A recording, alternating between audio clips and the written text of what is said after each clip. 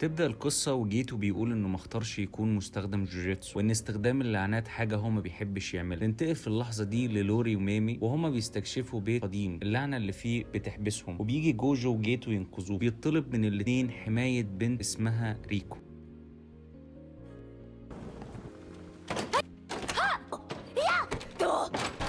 私たちはもう腹の中みたいだね。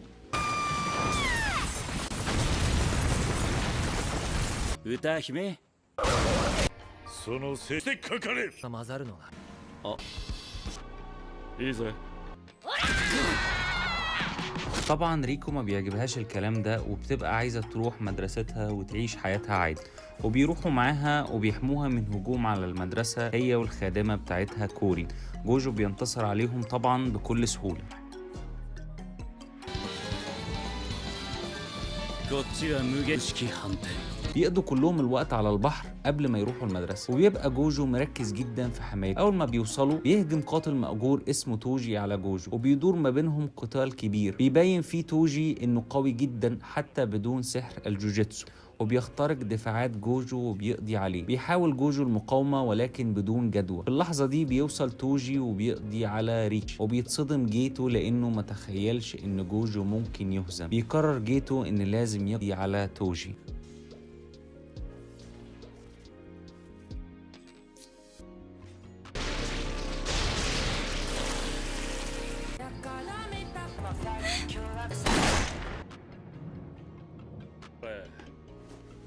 解散。なんでお前がここにいる。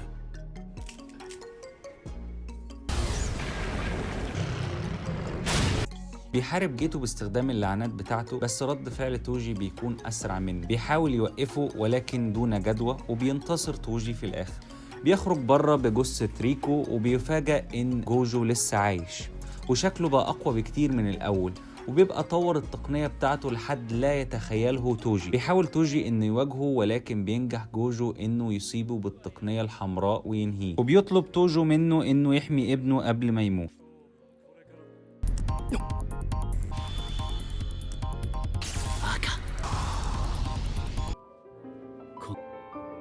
天上天下無加減呪術のことはよく知っている。一部の人曲げちまった。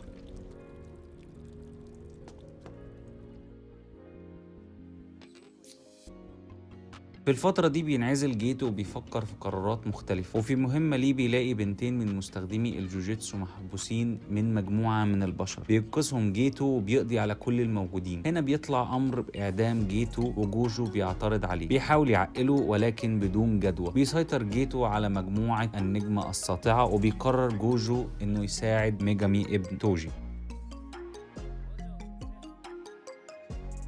ميكامارو بيكون في الوقت ده متفق مع جيتو انه ينقل لهم معلومات عن المدرسة في مقابل انهم يعالجوا جسمه ويرجعوه زي الاول ويرجع قوي تاني، لكن بيقلب عليهم لانهم اذوا اصحابه من مدرسة الجوجيتسو.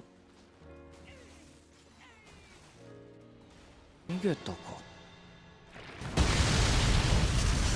血のざわと帳が降りてこいつを払う。だが賞賛 بينجح ماهيتو انه يتفادى هجوم ميكامارو، لان ماهيتو ما بيتأثرش غير بضربات بها طاقة لعنة قوية. هو ده اللي بيعمله ميكامارو، وهنا بيفتح ماهيتو تقنية توسيع المجال وبيحبس ميكامارو، وبيحاول ميكامارو انه يقاوم ولكن بيفشل وبيقضي عليه ماهيتو. في اللحظة دي بيتم وضع مجال لحبس الناس في مدينة شيبويا.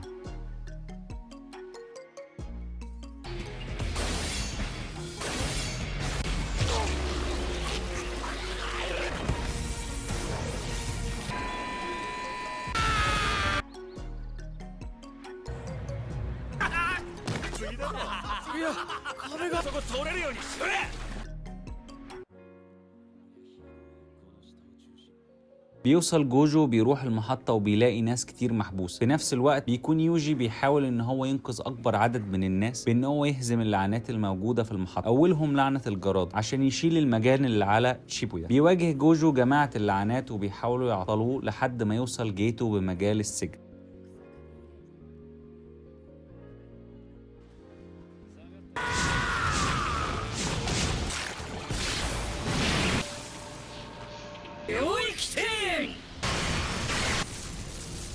実に術式を中和してくる。 بتشتد المعركة وبيبدأ جوجو يحاول ينقذ أكبر عدد من الناس، لكن ماهيتو بيكون وصل بعدد أكبر من اللي موجودين حاليا، وبيضطر جوجو إنه يستخدم أقصى قدرات العين اللانهائية وبيقتل جميع اللعنات في أقل من جزئين من الثانية، وده بيرهقه جدا وبيخليه مش قادر يكمل. بيظهر جيتو وبنعرف إنه مش جيتو الحقيقي، وبيتحبس جوجو في مجال السجن.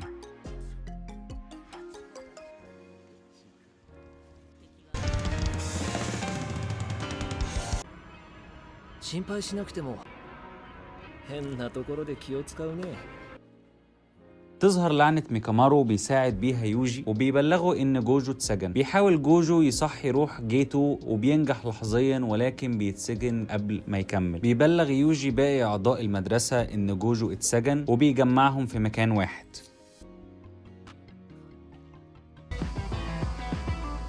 階から動かせない。なんで？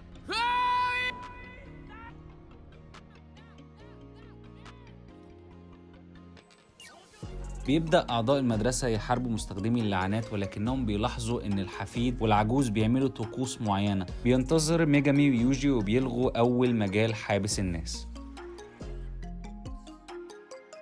後輩チャンスと交流だ。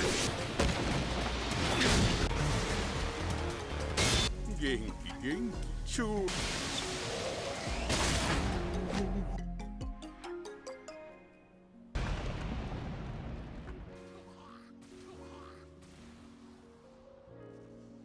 بتخلص الطقوس وبيتحول الحفيد لتوجي، ايوه، وطبعا بيكسب اينو، ولكن بيموت العجوز بناء على اوامرها بانه يقتل اي مستخدم جوجيتسو. بتواجه كوساجي صعوبه مع احد مستخدمي اللعنات، ولكن بيوصل نانامي وبينقذهم وبيقضي عليه. هنا جيتو بينقل ميمي واخوها لبعد اخر باستخدام لعنه من اللعنات، وبيكون شوسو مستني يوجي عشان يقضي عليه، واخوها من قبل جيتو لبعد اخر، وبيكون شيسو منتظر يواجه عشان يقضي عليه.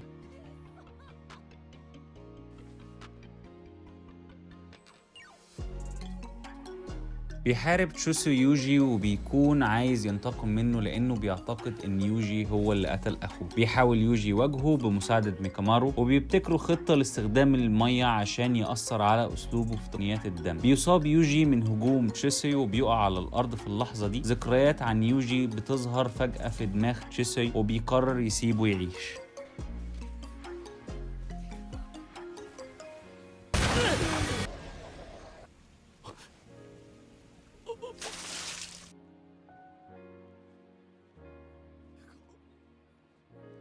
بتخرج ميمي من البعد الآخر وبيقابل نانامي وزينن وماكي داجون، وهو لعنة قوية جدا. بينقلهم للبعد بتاعه وبيحاول ان هو يقضي عليهم واحد واحد. بينضم ليهم ميجامي في آخر لحظة وبيحاول يفتح مخرج للبعد الآخر، ونانامي بيقاتل داجون عشان يعطله، ولكن اللي معملش ميجامي حسابه ان يدخل من البعد الآخر توجي.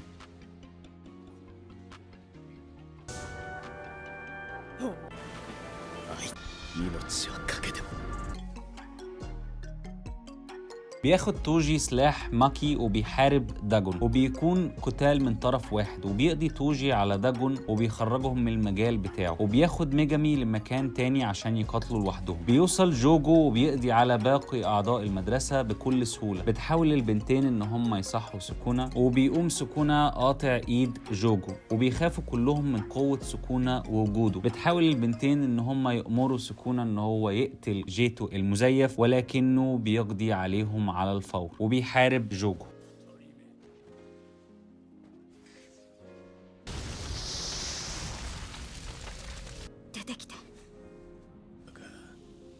どちら五条悟とは異質の強さ。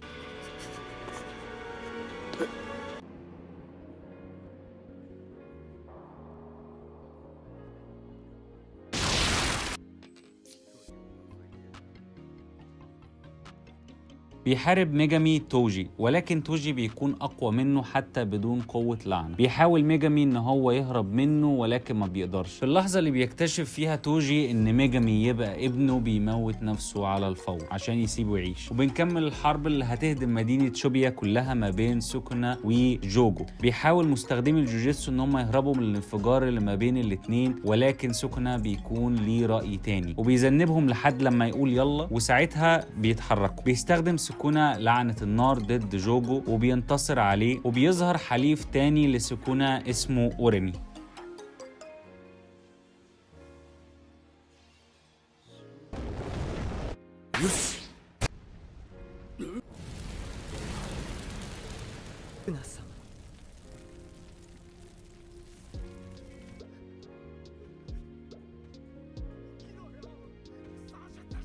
ميجامي بيكون مصاب جدا من اخر معركة ليه مع توجي. قبل ما يموت بيستدعي اقوى استدعاء عنده وهو ماهوراجا، وهو اقوى استدعاء وما بيقدرش يسيطر عليه حد. بيضحي بحياته في المقابل ان هو يهزم اعدائه، ولكن سوكونا بيكون ليه رأي تاني. هو مش عايز ميجامي ان هو يضحي بحياته لان هو شايف ان عنده مقاومات قوية جدا.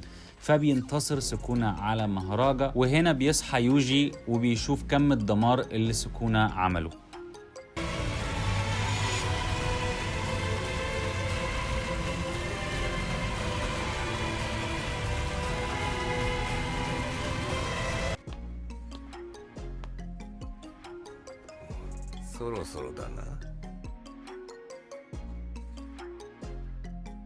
بيحاول يوجي يساعد نانامي ولكنه بيوصل متأخر لأن ماهيتو بيكون اوريدي لمسه وقضى عليه قدام عينيه. بيواجه يوجي ماهيتو ولكن غضبه بيخليه مش شايف قدامه ومش عارف يركز، وبيكون ماهيتو قسم نفسه 2 وقتل كوساكا. بيتصدم يوجي وبيقرر انه يسيب ماهيتو يضربه وييأس للأمر، ولكن بيظهر تودو مع بعض بيقاوموا ماهيتو.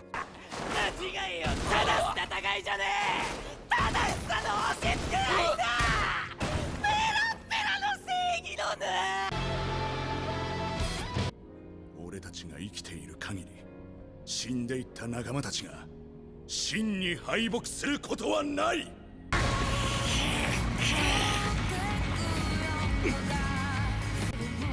あげてけよいたのに、俺とお前最後の呪い合いだ。 بينتصروا على ماهيتو، وقبل ما يقضوا عليه بيظهر جيتو وبيمتصوا جوه اللعنات. نفس الوقت بيجي شوسي وبيحارب جيتو لانه كذب عليه وغير ذكرياته وخلاه يحاول يقتل يوجي اللي يبقى اخوه الصغير. قبل ما ينجح ان هو يقضي على جيتو بينقذوا اوريمي، وبنعرف ان جيتو المزيف هو ساحر من الزمن القديم.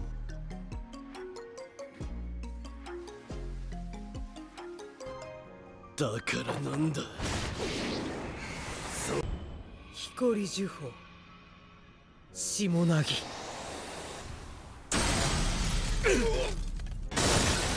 光呪法束縛 غرض جيتو المزيف هو عودة زمن الجوجيتسو القديم، وبسبب ده ادى ال1000 بني آدم لعنات قوية جدا عشان يحاربوا بعض، واللي ينتصر منهم هو اللي هيبقى الساحر الجوجيتسو الأعظم. وبيهرب جيتو ما بيعرفوش يوصلوا. في اللحظة دي بنلاقي ان يوتا ظهر، واللي هو بطل فيلم جوجيتسو كايسن زيرو، وبيقول ان هو هيقتل يوجي بناء على أوامر قادة مدرسة الجوجيتسو.